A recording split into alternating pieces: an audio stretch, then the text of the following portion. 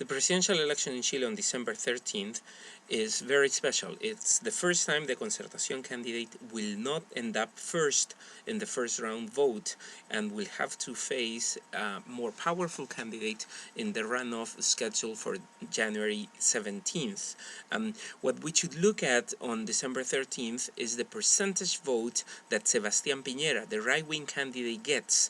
The closer he gets to 45%, the easier it will be for him to become president in the runoff vote on January 17th. If he gets closer to 40%, on the other hand, the runoff is going to be much more competitive, and Eduardo Frei, the likely candidate, the Concertación candidate, the likely other runoff candidate, will have more chances of defeating Piñera in the runoff.